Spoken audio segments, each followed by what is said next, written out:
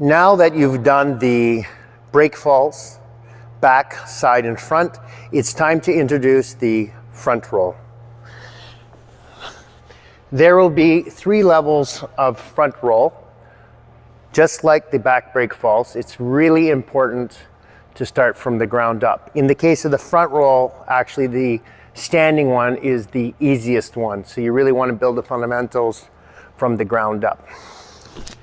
I'm in the quadrupedal position. I place my posted leg, which is my right leg, in about a 45-degree angle. And my weight actually is in that leg. It's holding me up. That weight, a lot of the weight is here. I'm going to reach for my ankle post and not allow my head or neck, which I've already learned in the drop for safety in the prevention of injury. My head and neck needs to be rounded out. And then because I've learned how to side break fall, you see I end up in a great position. And that's why I would teach it in that manner. When you're doing the front break fall, it's really, really important to emphasize taking your time and making your body in a position that can disperse and then redirect energy. So if I'm making contact here, I'm going to go on a diagonal line and keep rounding out my body to disperse as much energy as possible. And then my posted hand is going to help me redirect the energy into an optimized position of recovery.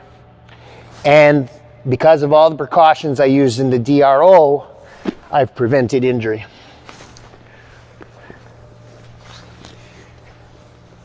When you're explaining the line, it's literally a line, diagonal line, starting from the biggest finger to the hip. So it would be a line that starts here, crosses, and ends up here. Once they get that from the lowest position possible, again, you're going to get them to go up into a squat-like position. So your people's squats should start getting really good.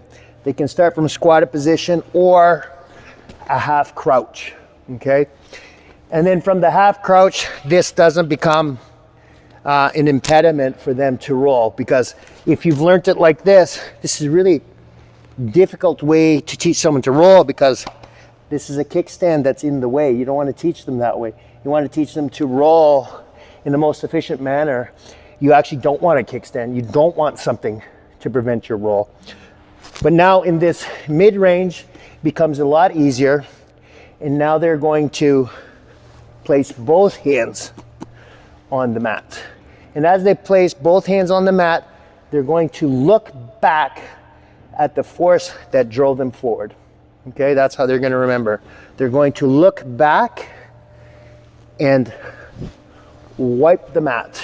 They look back and they wipe the mat. So they're crouched. They're going almost into that front break fall position that I taught already. And I look back at my trail leg as I wipe the mat. And there's some different mechanics going on. This arm stays in this shape. Okay, this is going to help me redirect energy.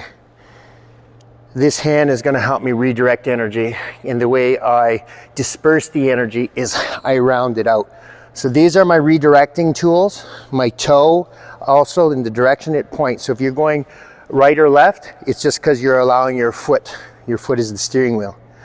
So altogether, whether I'm in this crouched position or in the next level of standing, which is actually the easiest, is that I learn to disperse energy with that first drop.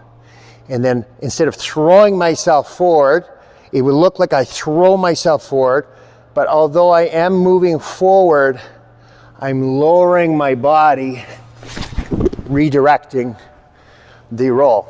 Now, maybe I'll set it up from here and you'll see how I land. So toe is straight. Even though I'm driving forward, I'm actually dropping.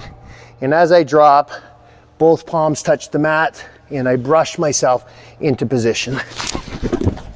And now, because I made my body all rounded, my elbow, my knee, my feet, nothing crashed or got hurt. And that is the front roll. And in the next video, I'll give you the next variation.